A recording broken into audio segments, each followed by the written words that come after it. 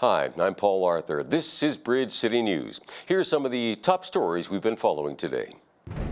Prime Minister Mark Carney has some thoughts on a proposed Alberta referendum on separation, hinting it might have unintended consequences. Plus, 3 Canadians who were part of a Gaza flotilla intercepted by Israeli forces last week are back home, alleging they were tortured.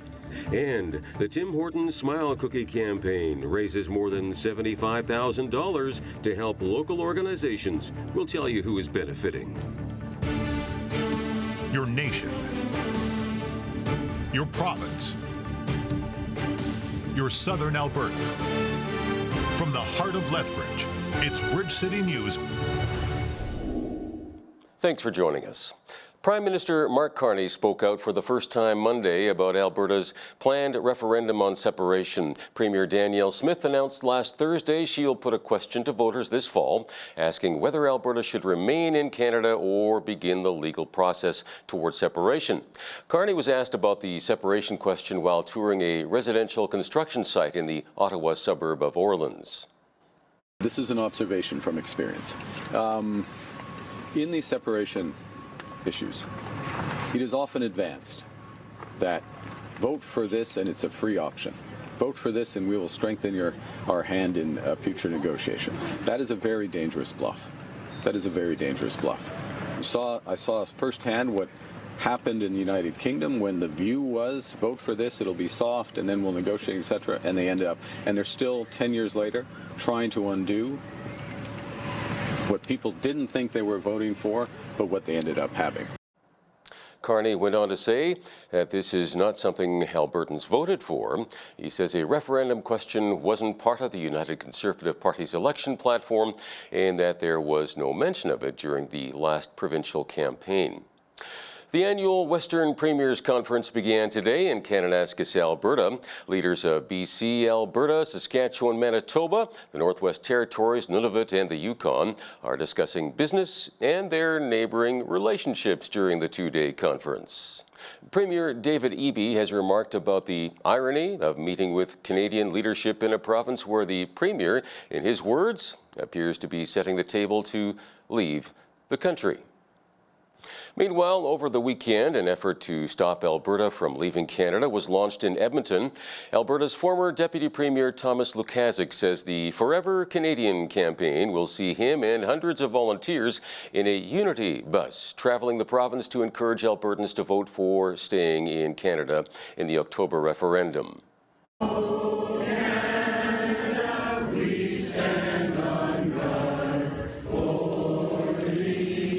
What an incredible day. We were hoping to have our headquarters for Edmonton opened up today, and we anticipated a small crowd of people, and we have in excess of 1,000 people at least, so we had to move this party outside. But that shows you how proud Albertans are to be Canadians, how Albertans just cannot imagine not being Canadians, how this is part of our identity. And just the threat of this being taken away from us motivates crowds, and we need every single person in this crowd and across Alberta to come out on the referendum day and vote. And that is why we're asking everybody to sign up on forever-canadian.ca so we can provide factual information to everybody and remind everybody how important voting will be, because voter turnout in this referendum will be key. We cannot take anything for granted. We have to come out and vote. I will be on the road for the next 6 months. We have literally tens of thousands of volunteers across the province. They will be door knocking. They will be dropping off lawn signs. They will be at all major events throughout this entire summer and fall, and I will be riding in this bus from town to town, from campground to campground, just reminding people that they have to sign up and they have to vote. Every generation has some kind of a call to action. This is our generation's call to action. And there will be a debate tonight in Calgary on Alberta separation. The Aristotle Foundation for Public Policy is sponsoring a debate between former Premier Jason Kenney and Calgary-based constitutional lawyer Keith Wilson. Kenney will be debating against separation, while Wilson will debate the pro side. The event is being held at Calgary's Grand Theatre and has been sold out for weeks. Keith Wilson will also be joining Jeremy Prest and David Craig on the Citizen program. You'll be able to see the episode later this week online and on Saturday on the Miracle Channel. Provinces and territories will get more air support fighting wildfires this summer. The federal government has set up Canada's first ever reserve of firefighting aircraft to help respond to this year's wildfire season. Wildfire agencies will be able to request the use of 4 air tankers, 1 spotter plane, and 5 heavy lift helicopters. The program increases our availability of aircraft when existing fleets within provincial and territorial agencies are stretched thin. And it strengthens Canada's collective ability to move aircraft where it is needed most. To purchase an aerial fleet, an aircraft that's part of an aerial fleet at this point in time, there's a 3 to 5 year wait and potentially even longer to even procure that asset. And so by leasing, we have flexibility with respect to when we lease that aircraft. So now we're not going to be paying to lease an aircraft in December when we don't need it. So we can narrow it to the firefighting season. In the 2025 budget, the federal government announced $316 million in funding over 5 years to create national aerial firefighting surge capacity. 2 people in Halifax have been charged following the discovery of a newborn's remains in a wooded area on the outskirts of the city. Halifax Regional Police say they were called to a hospital on Friday night after a 23-year-old woman showed up in poor condition and doctors determined she had recently given birth, prompting a search for the infant. The search started at a residence on Willett Street in the city's West End and concluded Sunday when searchers found remains in the Prospect Road area southwest of the downtown. 23-year-old Sukhpreet Singh, a relative of the woman, and his wife, 26-year-old Ramandeep Kaur, are charged with concealing the body of a child, obstruction, and improperly or indecently interfering with a human body. The medical examiner's office is expected to conduct an autopsy to determine the cause of death. 3 Canadian activists who were part of a Gaza-bound aid flotilla that was intercepted in international waters by Israeli forces last week are back in Canada. They were greeted Sunday by hundreds of supporters, family and friends at Vancouver International Airport. One of the 3, Sebastian Toe, claims he was dragged aboard a prison ship and beaten. So it was not mistreatment. It was 4 days of systematic torture. We were at gunpoint, kidnapped in the middle of the Mediterranean Sea by commandos, and every one of us that was dragged aboard the prison ships was dragged through a corridor and then tortured and beaten. Every single one of us. Toe says he was left with several taser burns and bruises on his body, but added that many people suffered worse. The Canadians were among 420 people on 41 boats intercepted by Israel as they attempted to breach the naval blockade to bring a symbolic amount of aid to Gaza. Israel, in the meantime, denies those claims and says its soldiers were following international law. Pope Leo XIV is calling for robust regulation of artificial intelligence and for its developers to work for the common good rather than profit. The pontiff issued a sweeping manifesto on safeguarding humankind as the technology impacts everything from work to war. The American pontiff requested a robust regulation of the AI, limits to its military use, and blasted as a danger the concentration of power and data in the hands of so few people in the private sector. It's not enough to invoke ethics in the abstract. Robust legal frameworks, independent oversight, informed users are required, he wrote. A more moral AI is not enough if that morality is determined by a few. The Vatican did not reveal who contributed to the Leo's 200 pages encyclical, but the presentation featured the co-founder of the AI company Anthropic, which is currently locked in a legal battle with the Trump administration, which in February ordered all US agencies to stop using Anthropic's technology after it refused to allow the US military unrestricted use of it. Anthropic is currently suing the administration. As a result, the presence of Anthropic's Christopher Holo at the Vatican is significant and suggests that the American Pope's position on AI will become a new flashpoint with the Trump administration. The Pope warned about the risks of AI combined with human pride, comparing it to the biblical story of the Tower of Babel. In local news, Lethbridge police are asking for the public's help as they continue to investigate a shooting at a West Side home. In the wee hours of the morning of May 10th, a single gunshot was fired through the second-floor bedroom window of a home along Lafayette Boulevard West during a large house party. Plus, bear spray was reportedly discharged inside. Fortunately, there were no injuries. Police have since learned the property had been rented through Airbnb for what turned out to be a week-long house party. There was significant foot and vehicle traffic in the area between May 5th and May 10th, and police are asking anyone with information about suspicious activity at any time during that period to contact them. Some Lethbridge organizations are responding to serious criminal charges laid against a local man amid public concern over a possible connection to a commissioned public artwork installed in 2007. In a release published last week, Lethbridge Police Service informed the public of sexual assault-related charges against a 50-year-old Lethbridge man. In a subsequent Facebook post by the Allied Arts Council of Lethbridge, community members have been commenting and drawing connections between the police announcement and the public artwork, although no official link has been confirmed. The Allied Arts Council of Lethbridge and the City of Lethbridge say they are reviewing next steps regarding the artwork as the situation develops. BCN visited Galt Gardens Park, where the artwork in question is said to have been installed. There, handwritten notes were found expressing messages such as "Listen to victims," "It should not be up to a child to stop a predator," and "You can't separate art from the artist." BCN reached out to the Allied Arts Council of Lethbridge for comment, but no response was provided. This year's Tim Hortons Smile Cookie campaign has broken records in our region, with the funds directed to Green Shirt Day and the Logan Boulet Endowment Fund.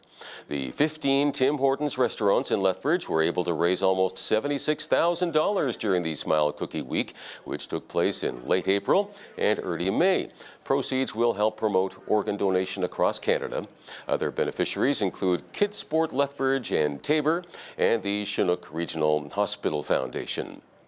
It's just been a phenomenal partnership with Green Shirt Day and Logan Boulet Effect. The Boulet family, Toby and Bernie, have been fantastic to work with. This is actually our third time with them, so we've done 2 holiday smile cookie campaigns, and then this one we decided to do the main flagship campaign. So they've had some experience, we've had some experience working with them, and together you wrap that up and it comes out to record-breaking numbers like this, which is, again, it's not possible without the support from our community and our guests. We had about 182 volunteers and that were filling those slots, and they had a great time. And I have to say thank you to the Tim Hortons people for the incredible cruise. It's just paying it forward. It's just like, when you line up in Tim Hortons and all of a sudden you get there and they bought my coffee? Wow. It's kind of like that. Like, we're just continually paying forward because people helped us out when we needed lots of help. And so Logan understood the concept of time, and to give time and to give energy, to give whatever you can to whatever the purpose is, the reason is. We know that lots of groups in Southern Alberta need a little bit of help. We don't have lots of money we raise, but we have money that we then goes to the endowment fund, and then we donate that back out. And so we do the best we can to whoever we feel needs it. While the national totals for Smile Cookie Day 2026 are still being tallied, last year the campaign raised $22.6 million, supporting over 600 charities and community groups across Canada and the U.S. For those who love theater and musicals, you don't have to travel to Broadway to take in a show. Chinook High School has a very Canadian musical that opens tomorrow. BCN's Naveen Day has the story. Generations of readers have embraced the heartwarming coming-of-age story about an orphaned 11-year-old redheaded girl. The classic novel Anne of Green Gables is coming to Chinook High School as a musical. The talented students and staff on stage and behind the scenes have been working hard to bring the beloved story of Anne Shirley to life. The directors cast the roles using a double casting method, where two actors share the same role in a production, performing on alternate nights. Among other things, this approach allows more actors to participate. Alyssa Beaupre, whose character is the namesake of the musical, says this method of casting was an eye-opening experience. We've had to run through multiple scenes multiple times because each cast and character needs a different set of rehearsal time. So it would go on for twice as long than what we would normally need as rehearsal time. So sometimes it would be a little difficult to be able to fit in all the time that we needed, and we would have to do after-school rehearsals for things. The set pieces, costumes, makeup, lighting, sound, catchy show tunes, acting, and choreography all come together for what looks like to be an entertaining night for audience members. But for those on stage, it is so much more for them as they get into their characters. Co-director Stephanie McFarlane explains the process behind making actors at one with the person they are portraying. Well, we did a lot of in-class work in terms of how would you move as this type of a character, or how would you portray this type of emotion.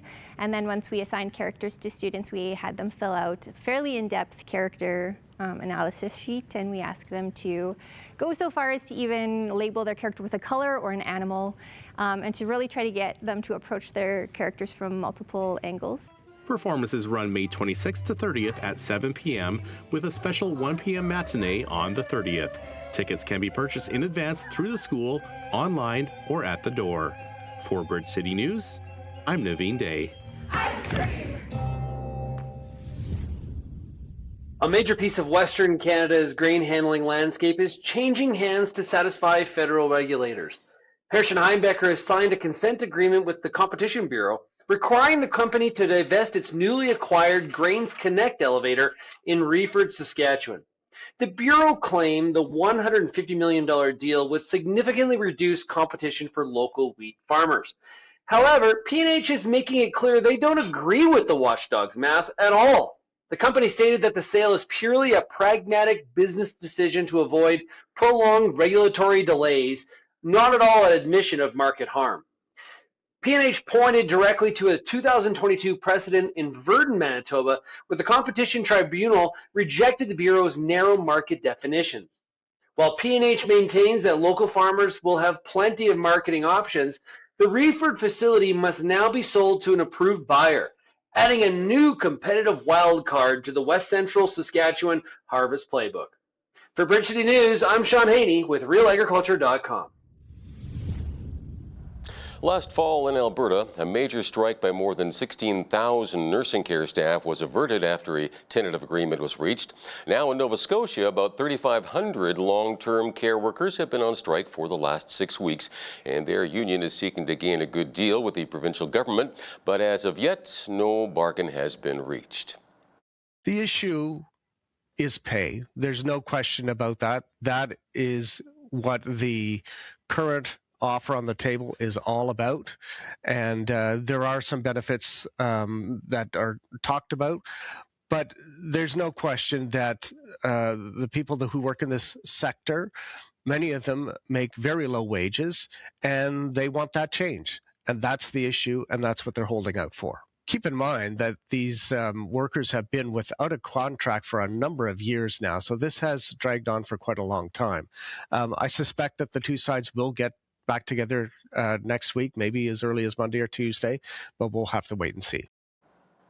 Pembina Pipeline Corporation says it's going ahead with its $570 million Heartland extraction plant project.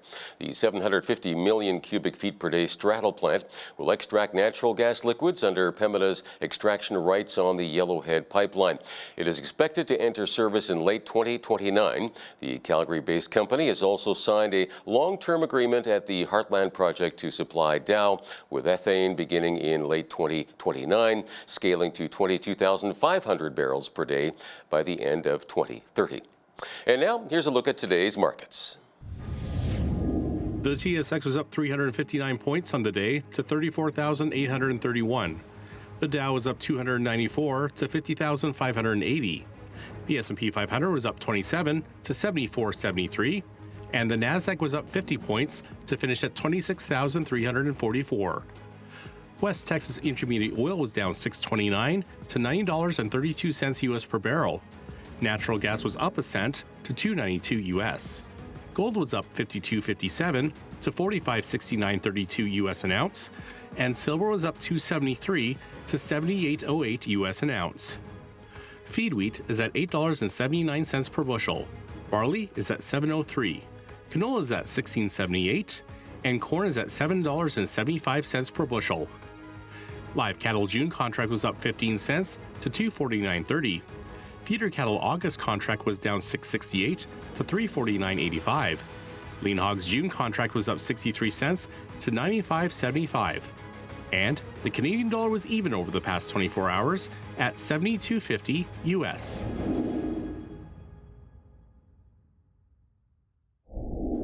Recapping one of today's top stories, Prime Minister Mark Carney spoke out for the first time Monday on the Alberta separation question being put forward by Premier Danielle Smith. He warned Albertans that a referendum on separating from Canada is a dangerous bluff if it's being used as leverage in future negotiations. Concerns have been raised over trans prisoners being transferred to female prisons. Does this leave female inmates vulnerable to assault, or is it a human right for biological males who self-identify as female? Coming up next, constitutional lawyer Chris Fleury will join me to discuss this important issue. When you see news happening in your community, be sure to send us an email at info@bridgecitynews.ca. You can also visit our website or our YouTube channel anytime to check out more of our content as well as our poll questions.